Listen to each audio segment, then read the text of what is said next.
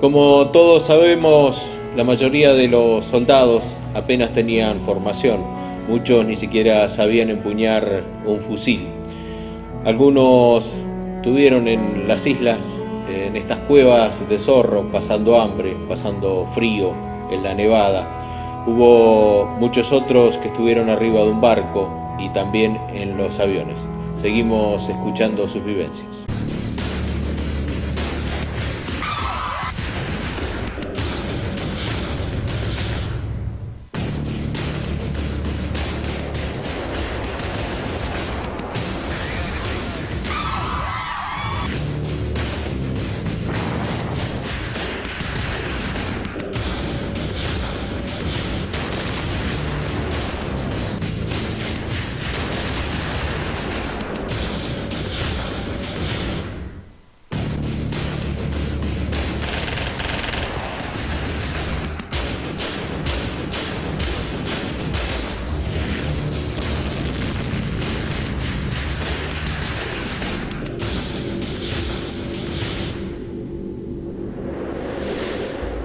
El 2 de mayo de 1982, un mes después de la recuperación argentina de las Islas Malvinas, el crucero General Belgrano recibió un ataque con torpedos del submarino nuclear británico Conqueror, mientras navegaba fuera de la zona de exclusión que Gran Bretaña había fijado. 22 minutos después, herido de muerte, el Belgrano se inclinaba hacia el mar, que sería su tumba. Llevaba 1093 tripulantes, murieron 323. Por primera vez, C5N devela los detalles de la Operación Corporate y el informe del Ministerio de Defensa británico, en el que la Royal Navy explica cómo se hundió el crucero General Belgrano. Un documento único que explica cómo fue identificado, localizado y hundido el buque argentino por parte del gobierno de Margaret Thatcher.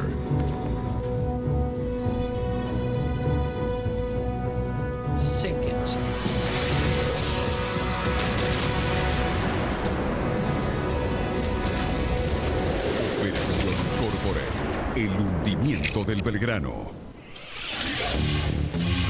El 2 de abril de 1982, el gobierno militar argentino recuperó las Islas Malvinas. El gobierno británico tenía la información de que la flota argentina se dirigía hacia Puerto Argentino. Pero no pensó, no creyó que la Argentina finalmente se atreviera a hacer lo que hizo, esto es, a recuperar las islas armas en la mano. Recibo una comunicación telefónica para que con el comandante fuéramos a una reunión en el comando de la flota de mar, junto con el resto de los comandantes de los destructores y fragatas que estaban en Puerto Belgrano. Nunca pensamos que la información que nos iban a dar era que se habían iniciado acciones y prepararse para la recuperación de nuestras Islas Malvinas.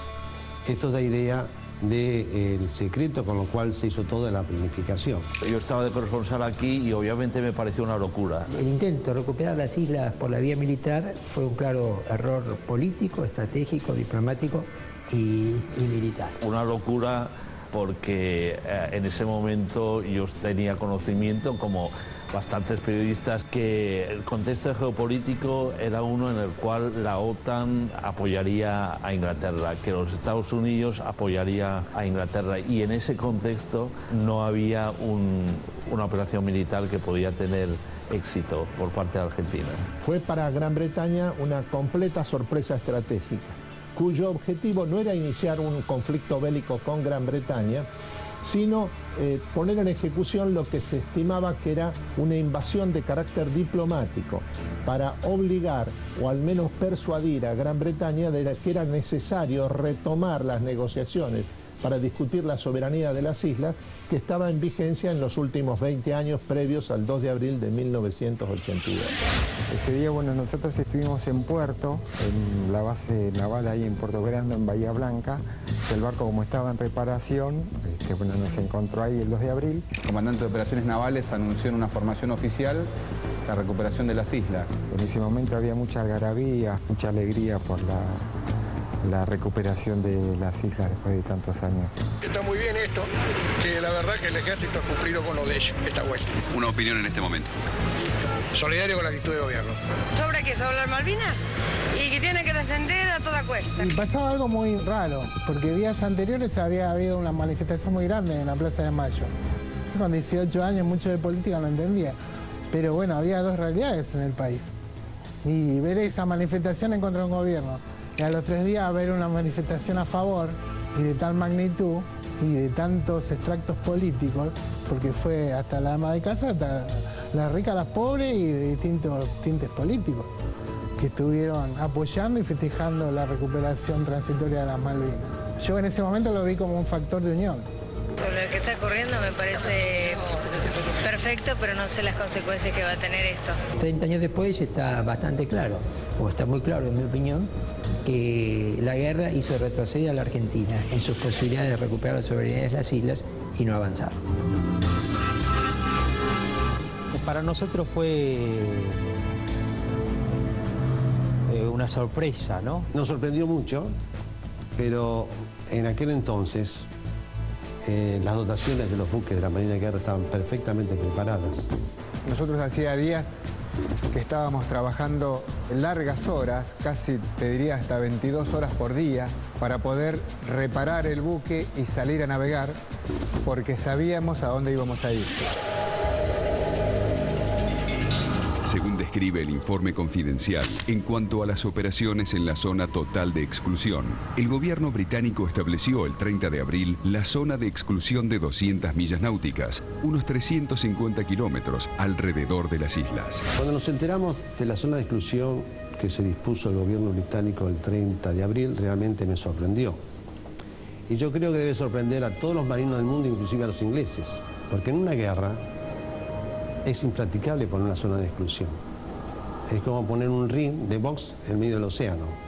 Yo creo que la zona de exclusión se establece básicamente porque lo que apuntaba era delimitar el teatro de operaciones de la guerra.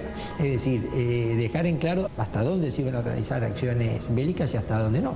Y dar una señal clara a los buques, ¿no es cierto?, a los buques que no estaban involucrados en la guerra, ¿no es cierto?, por dónde podían transitar y no transitar. Esta zona de exclusión era destinada a establecer un área alrededor de las islas para prohibir el acceso de las fuerzas argentinas. Pero esta es una medida que equivale al bloqueo en una etapa en la que no hay una guerra abierta, como sí sucedía en ese momento entre Gran Bretaña y la Argentina. Es un tema de ingleses, porque la Argentina jamás reconoció la zona de exclusión. Es imposible pretender que la Argentina haya concebido o aceptado la zona de exclusión cuando las Malvinas son nuestras. Esto significa que el impacto que tenía esta área restringida establecida alrededor de Malvinas era muy relativo o secundario frente al hecho evidente de que entre los dos países había ya un conflicto bélico en toda la escala y por todos los medios. Además, es impracticable por el hecho del alcance de las armas. Un avión argentino se acerca hacia la zona de exclusión, hacia Malvinas, y un buque inglés dentro de la zona de exclusión. ¿Qué va a esperar? ¿Que el avión entre al ring para lanzarlo?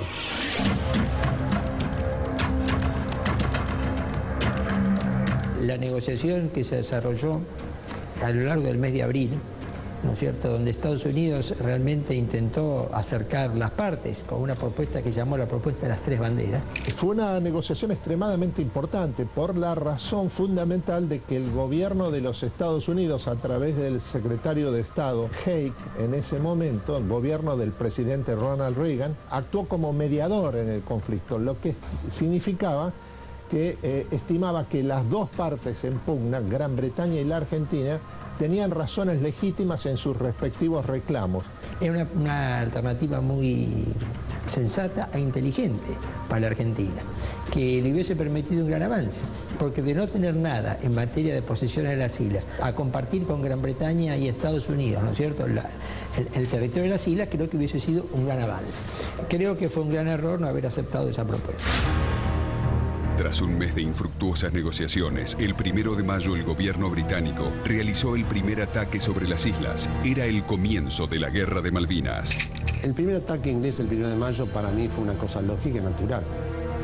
Si los ingleses vienen con toda su flota a sacarnos de las Islas Malvinas, que donde estaban las fuerzas nuestras, no venían a otra cosa que a combatir si era necesario, y comenzaron a combatir.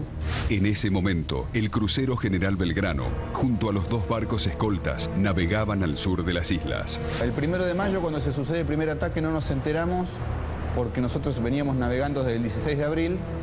Para nosotros fue un día de mucha tensión, porque en primeras horas de la mañana, a la madrugada para ser más exacto, estuvimos navegando cerca de las islas y tuvimos que retirarnos por una orden de comando que vino. Para nosotros es una fecha, más allá de lo que haya acontecido en Malvinas, importante, porque en el derrotero del crucero General Belgrano significó un cambio de rumbo y se puso proa al continente a partir de ese día. O sea, salíamos de la zona de exclusión. Para la tarde de ese día ya estábamos en alerta, digamos.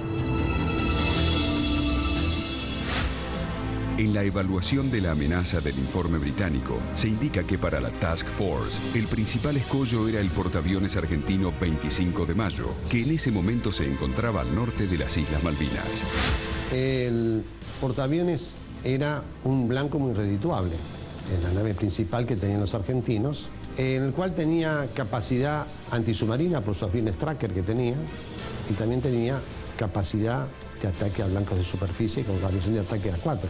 Al portaaviones le temían porque ellos seguramente tendrían el informe de que nuestros aviones tenían buen poder de fuego. Representaba un peligro fundamentalmente porque el portaaviones era el buque insignia de la Armada Argentina en ese momento, y aparte por ser el único portaaviones de donde Argentina podía operar sus naves con la autonomía de combustible que teníamos a diferencia de ellos, ¿no? Lo que hace el portaaviones es extender el poder de fuego de la propia fuerza de mar. O sea, llevando a sus escuadrillas a atacar a blancos y el portaaviones no exponerse. El tener el portaaviones en el mar le da mayor capacidad de vuelo y acceso a combatirlos o contragolpear en caso de que tuvieran que hacerlo. Así que creo que era un arma muy importante y además muy significativa. El submarino nuclear Conqueror tenía como primer objetivo ubicar a la flota de tarea argentina, denominada en código secreto como TG-79.3, integrada por el crucero General Belgrano y los destructores Bouchard y Piedrabuena, junto con otras naves de apoyo. El submarino debía reportar cualquier tipo de movimientos de los barcos argentinos. El crucero General Belgrano tenía 44 años, tenía la misma edad porque nacimos el mismo día, el 12 de marzo de 1938. Un buque de la Segunda Guerra Mundial que había incluso combatido en el Pacífico bajo bandera norteamericana, era una unidad naval extremadamente temible y efectiva en términos bélicos. Nosotros teníamos mucho poder de fuego, teníamos mucho alcance de fuego. Tenía sus años, pero conservaba una gran capacidad de fuego con sus 5 torres de triple de 6 pulgadas, con alcance de 18.000 yardas, que lo hacía un buque importante en condiciones de ataques, combates en superficie. Era un buque que medía 188 metros de largo por 26 metros de ancho y tenía una capacidad de adiestramiento muy buena, una dotación muy bien preparada. Creo que da cuenta de eso el alto porcentaje de sobrevivientes que hay en el crucero General Belgrano. De 1093 hombres, 770 lograron salvar su vida en un barco que se hunde nada más que en 50 minutos y ante las adversidades que en el mar argentino se vivían en ese momento. Estaba acompañada además por 2 destructores que fueron el Piedrabuena y el Hipólito Bouchard, los 2 dotados de exocets, esto es misiles de mediano y largo alcance, capaces de hundir cualquier buque de la flota británica. Esperamos haber servido a la memoria, al recuerdo y a la lucha permanente que tenemos que tener todos los argentinos por la causa Malvinas. Este fue nuestro homenaje.